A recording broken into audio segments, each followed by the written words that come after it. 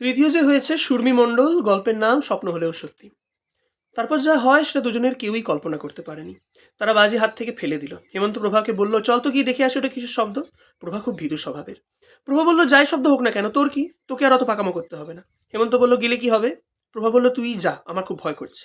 হেমন্ত বলল, তুই না গেলে অঙ্কের নাম্বারটা কিন্তু কাকিমাকে বলে দেবো। এই বলে হেমন্ত প্রভার হাত ধরে তাকে টানতে টানতে নয়নজুরির কাছে নিয়ে গেল। তারা গিয়ে দেখলো একটা মেয়ে গান গাইছে।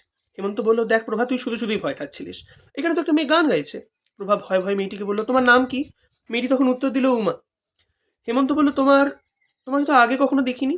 মেয়েটির চুল ছিল ঘন কালো, লম্বা ও কুঁচকানো। মেয়েটির চোখ ছিল ঠিক মা দুর্গার মতো। তার পরনে ছিল লাল কাপড়। মেয়েটি বলল, আমাকে তো এখানে অন্য সময় দেখতে পাবে না, আমি তো প্রতি বছর ষষ্ঠী দিনই এখানে আসি। প্রভার ভয়টা অনেকটা কেটে গেল। সে তখন উমাকে বলল, প্রত্যেক বছর আসো। উমা বলল, হ্যাঁ। হেমন্ত বলল, যাবে? এটা কি তোমার মামার বাড়ি? উমা বলল, মামার বাড়ি কেন হতে যাবে গো, এটা তোমার নিজের বাড়ি। কোথায় তোমার বাড়ি? উমা বলল, গুহপাড়া, হাটিপাড়া, নন্দীপাড়া, আরো অনেক জায়গা। প্রভা বলল, তুমি কি পাগল, এত জায়গায় আবার কারোর বাড়ি হয় নাকি। উমার কাছে একটা পুঁটলি ছিল যেটা তার এতক্ষণ লক্ষ্য করেনি। উমা বলল, হয় গো হয়, তা তোমাদের নামগুলো বললে না তো। এই বলে উমা তার পুঁটলি থেকে দুটো সোনার আংটি তাদের দুইজনকে পরিয়ে দিল। হেমন্ত বলল, আমার নাম হেমন্ত, আর ওর নাম প্রভা। উমা এবার পুঁটলি থেকে সোনার গয়না, সোনার মুকুট বের করে পড়তে লাগলো। প্রভা বলল, তোমার কাছে কত সোনা গো।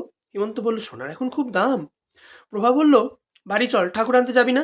হেমন্ত উমাকে বলল, তুমি এখন কোথায় যাবে। উমা বলল, যাবো তো।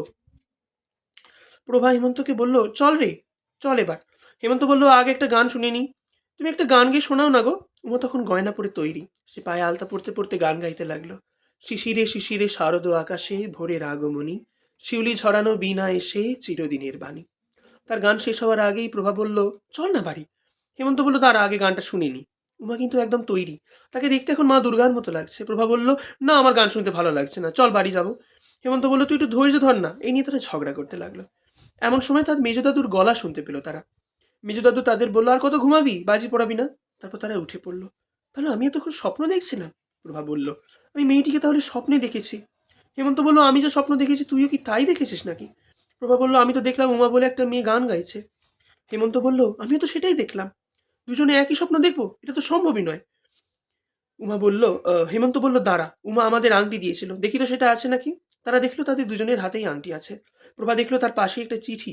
প্রভা হেমন্ত চিঠিটাকে খুলে দেখলো, তাতে লেখা আছে, আমার বাড়ি এত জায়গায়, এটার উত্তর তুমি তোমার বাড়ির ঠাকুরটিকে দেখলেই বুঝতে পারবে গো।